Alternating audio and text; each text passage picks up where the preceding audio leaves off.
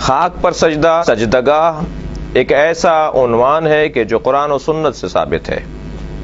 وَجُعِلَتْ لِيَ الْأَرْضُ سُجَّدًا، اللہ نے میرے لیے زمین کو، خاک کو سجدگاہ قرار دیا ہے۔ یہ حدیث پیغمبر ہے کہ جسے علماء اہل سنت نے اپنی کتابوں میں، بالخصوص بخاری میں اور صحیح نسائی میں، ابن ماجہ میں اور سنن ابن داؤد وغیرہ میں اس حدیث کو نقل کیا۔ پیغمبر جب سجدہ کیا کرتے تھے تو آپ قالین پر سجدہ نہیں کرتے تھے، پیغمبر اکرم کپڑے پہ سجدہ نہیں کرتے تھے، بلکہ آپ نے اپنے ایک صحابی کو دیکھا کہ جو نماز پڑھ رہے تھے اور ان کا امامہ زمین کے اور ان کے درمیان حائل تھا، ان کے ماتھے میں، ان کی پیشانی اور زمین کے درمیان حائل تھا۔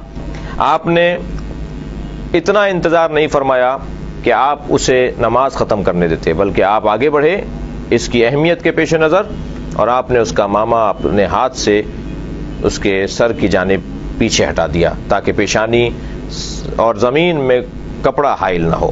لہذا کپڑے پر سجدہ یہ پیغمبر اکرم کی سنت سے ہٹ کر ہے۔ السجود علی الخمرہ، یہ کتب اہل سنت کے اندر پورا باب ہے۔ خمرہ، ٹھیکرے پہ سجدہ اور مٹی، پختہ مٹی پہ سجدہ، یہ پیغمبر کی سنت ہے۔ پیغمبر اکرم کپڑے پہ سجدہ نہیں کرتے تھے۔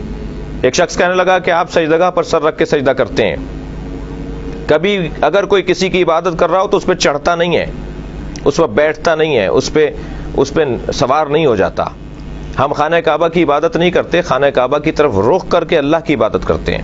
لہٰذا خانہ کعبہ کی چھت پر کھڑے ہو کر بھی اذان کہی جاتی رہی ہے، نبی کے زمانے میں بھی اور بعد از پیغمبر بھی۔ اسی طرح اگر سجدگاہ، جو خاک جس پر ہم سر رکھ کر سجدہ کر رہے ہیں، اگر ہم اس کو سجدہ کر رہے ہیں تو کبھی بھی اس پہ سر نہیں رکھیں گے، بلکہ اسے اپنے سر سے آگے رکھیں گے، تب جا کر اس خاک کا سجدہ شمار ہوگا۔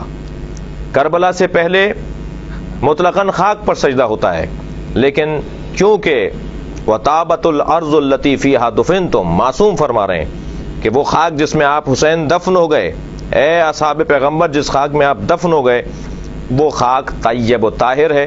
لہٰذا جب خاک پر سجدہ کرنا ہی ہے تو پھر وہ خاک جو طیب و طاہر زیادہ فضیلت رکھنے والی ہے، اسے اگر سجدہ قرار دے دیا جائے تو بالکل ٹھیک ہے۔ ایک شخص نے ہم سے کہا کہ آپ خاک پر سر رکھتے ہیں، آپ سجدگاہ پہ سر رکھ کے سجدہ کرتے ہیں، لہٰذا آپ شرک کرتے ہیں۔ میں نے ان سے پوچھا کہ آپ کہاں سر رکھتے ہیں؟ کہنے لگے ہم ہر جگہ رکھ لیتے ہیں۔ تو میں نے کہا پھر بڑا مشرک کون ہوا؟ جو ہر جگہ سر رکھ لے اس کے اوپر تو کوئی اعتراض نہیں، اور جو مخصوص جگہ پر سر رکھے اور پاک اور خاک پر سر رکھے اسے مورد الزام ٹھہرا جائے۔ کتب اہل سنت کے اندر السجود علی الخمرہ ایک پورا باب ہے سجدگاہ کے عنوان سے۔ پیغمبر نے کبھی کپڑے پہ سر نہیں رکھا، ہمیشہ پختہ مٹی پر اور ٹھیکرے پر اور خاک پر سر رکھا ہے، یہی سنت پیغمبر ہے۔ وما علینا الا البلاغ۔